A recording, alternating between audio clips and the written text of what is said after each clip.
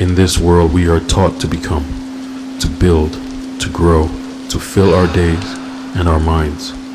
But very few ever teach us to stop, to just be, to return, not to become something new, but to remember what you already are.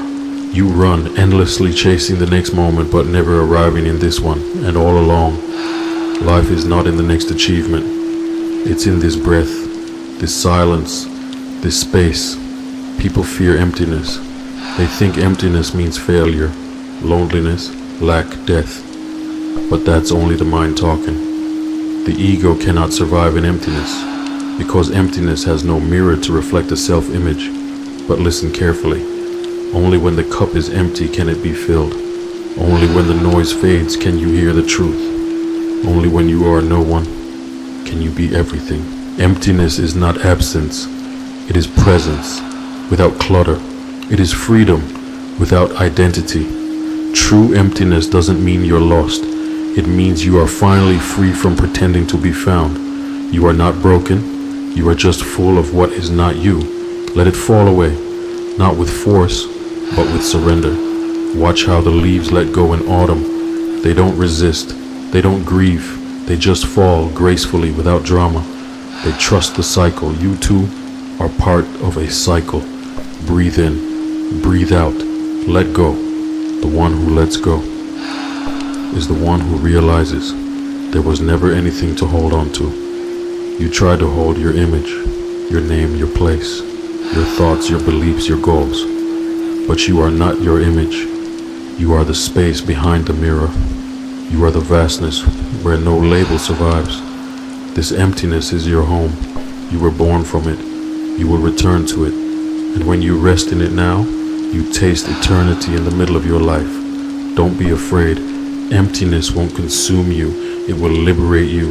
It is not a void. It is a womb, the birthplace of all clarity. Everything you're looking for is already here, but hidden behind your search.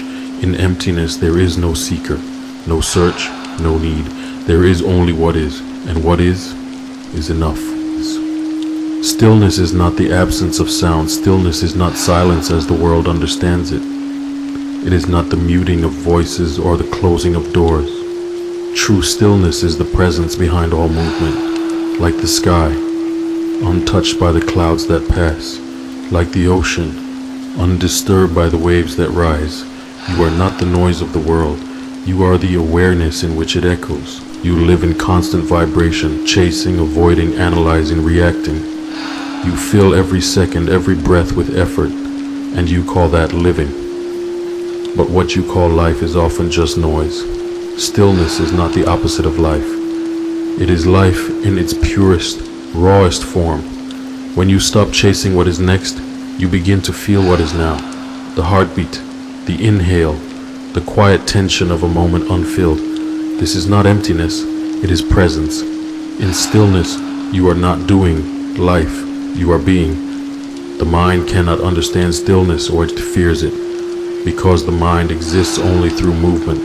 It jumps from thought to thought like a monkey from branch to branch, and if you pause, it disappears. This is why the ego avoids silence. It dies in it, but you are not the ego. You are what remains when the noise stops. When you sit without purpose, without a goal, without needing to be productive, you meet yourself. And that meeting is not comfortable at first, because for so long you have hidden behind identities, achievements, roles, anxieties. Without them, who are you? Silence answers, not with words, but with clarity. Meditation is not an act of discipline, it is surrender. Not trying to empty the mind, but noticing that behind every thought there is a space, a stillness. You are that space. You are not the thought, you are the watcher. And in watching without judgment, you become free. Even in a noisy world, stillness is possible. You do not need to escape to a cave or live in isolation. You simply need to become inwardly still. Stillness doesn't mean you stop moving. It means you stop resisting.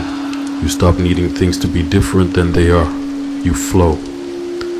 In the still lake, the moon is reflected perfectly. When your inner world is still, truth becomes visible. This is not mystical. This is deeply practical, because only from stillness can clear action arise. Not reaction should strike a response. In stillness, you do not withdraw from the world. You return to it more deeply. You listen, not just to words, but to the silence between them. You see not just surfaces, but the being behind the form. You move slower, but with more precision. You speak less, but with more impact. You need less, but feel more whole. Stillness is not detachment, it is intimacy with everything. Awareness is not attention. It is not focus. It is not effort. Awareness is pure seeing, not through the filter of desire, not through the fog of memory, but seeing as if for the first time. When you are aware, the world is no longer a projection, it is a revelation. You have been trained to use the mind like a knife, to dissect, to label, to measure, to control. But life is not a problem to solve, it is a mystery to witness. Awareness does not cut, it dissolves. It does not fight, it includes. It does not conquer, it embraces. When you are aware, even pain becomes a teacher. Even confusion becomes sacred. The mind says, this shouldn't be. Awareness says, this is. From that simple shift, a new world opens. Awareness is not concentration, it is spacious. It has no tension. It holds everything, light and shadow, joy and sorrow, without resistance, without denial. Like a mirror, it reflects whatever is, not with judgment, but with clarity. When awareness touches anger, anger softens. When awareness meets fear, fear loses its grip. When awareness is present, suffering cannot stay the same. Because suffering is fed by unconsciousness. It needs your absence to survive. With awareness, you stop running. You stop fighting. You start witnessing. This witnessing is the foundation of transformation. Not by willpower, but by truth. You see your jealousy, and you don't act on it. You see your fear, and you don't hide it. You see your need for control, and you release it. This is not suppression. This is illumination. What is exposed to awareness begins to lose its illusion. You realize, I am not this thought, I am not this emotion. I am the awareness in which they appear and disappear. The more aware you become, the less you are pulled by the past or the future. You walk through life not as a sleepwalker, but as a presence. You eat and you taste. You breathe and you feel the breath. You listen and you truly hear. Each action becomes sacred, not because of what it achieves, but because of how fully you are there. Awareness turns the ordinary into the miraculous, because when you are fully alive, everything around you becomes alive. To live without awareness is to live in a dream shaped by fear, habit, culture, and memory. You repeat patterns, you chase illusions, you call it destiny, but the moment awareness enters, the dream begins to break. You see what you are doing, why you are doing it, and most importantly, that you have a choice. That choice is the beginning of freedom. Awareness is not a technique, it is your nature. You were born aware. Look at a child, how intensely they observe, how they feel everything with their whole being. We don't gain awareness, we remember it. We remove the noise, we clear the filters, we return. And in that return, life becomes light again. Suffering is not the enemy. It is a signal, a crack, a sacred wound through which the light enters. You think pain is a mistake, but what if it is a messenger, a guide back to your essence? You've been taught to run from pain, to numb it, to fix it, to bury it under pleasure or distraction. But what you resist persists. What you avoid controls you. Liberation does not come from escape. It comes from presence. To sit with your pain, to breathe into it, to ask, what is this really showing me? That is the beginning of alchemy. Pain is not random. It is precise. It shows you where you are asleep, where you are holding on, where the false self is still in control. Your suffering is not a punishment. It is a purification. Each heartbreak, each disappointment, each collapse of illusion is a sacred fire. And you have two choices. to burn in it unconsciously, or to let it burn away what you are not. When you stop labeling pain as bad, you begin to see its intelligence.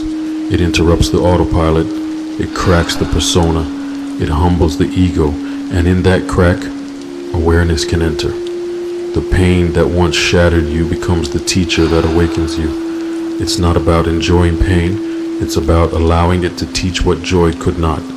Because comfort rarely transforms, but suffering, when met with presence, can open portals to the eternal. Liberation is not freedom from life, it is freedom in life. Not the absence of difficulty, but the absence of resistance to it. To meet life without a story, to meet pain without a mask, to cry without shame, to break without pretending, to surrender without collapse. That is liberation. Not a distant peak, but a grounded embodied openness in the now. You don't achieve liberation. You recognize it. It's what's already there, beneath the noise, beneath the identity, beneath the need to fix. You don't become free by controlling everything. You become free by letting go of the one who is trying to control. True freedom is not something you gain. It is what remains when there's nothing left to lose. It's the clarity that arises when even suffering is no longer your enemy. And here is the paradox. When you stop resisting your pain, it stops needing to stay. It was there only to be seen, felt, honored. And once it is, it dissolves. Like mist in sunlight, like tension in exhale, like a dream upon awakening. You don't heal pain by avoiding it. You heal it by loving it, not sentimentally, but with presence, patience, and truth. So next time you suffer, don't ask, why me? Ask, where is the door? And listen. There's always a door. Silence is not the absence of sound, it is the presence of depth. You can hear music, words, laughter, which was silence. You feel it. It is not outside. It is within. And it speaks, not to your mind, but to your being. You were born in silence. You will die into silence. And in between, you are constantly distracted by noise. But what if silence was not a void? What if it was the source? Everything arises out of it. Thoughts, emotions, even the universe itself. Yet we fear silence because it confronts us.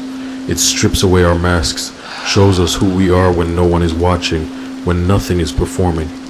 But only in silence can you meet yourself. Awareness begins not in thinking, but in watching. A quiet watching, not judging, not changing, just seeing. The breath as it moves, the thoughts as they arise and fade, the subtle tension in your chest, the flicker of feeling behind your eyes.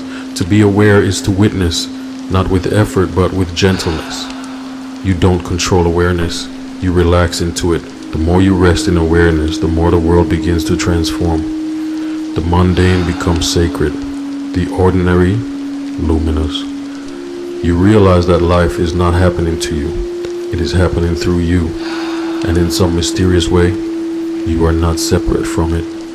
The flower blooms, and you feel it inside. The wind moves, and your breath responds. A bird sings, and something ancient in you stirs. This is not imagination, it is intimacy, the intimacy of being. And then comes the mystery, the ungraspable. The more aware you are, the more you see that nothing is fixed. You are not a solid self. You are a movement, a process, a dance. There is no center, only openness. You are not a thing, you are space in which things happen. And this space is not empty. It is full of presence. Not I am this, just I am. This is the essence of meditation. Not to become something, but to be without interference. To sit without a goal. To listen without waiting. To observe without conclusion. And slowly a new rhythm emerges. A rhythm not of effort but of grace. You stop chasing. You start flowing. You stop seeking. You start seeing. You stop speaking. You start knowing. In silence there is no fear. Because fear lives in time. And silence is timeless. In awareness there is no conflict. Because conflict needs separation. And awareness is wholeness. When silence and awareness meet, truth reveals itself. not as a thought but as a direct experience, a knowing deeper than knowledge, a peace that needs no reason, a joy that dances in stillness. So stop, drop everything, and just listen, not to me, not to the world, but to that space within which has been waiting patiently for you to come home. That silence is your original language, and in that silence you will remember what it means to simply be.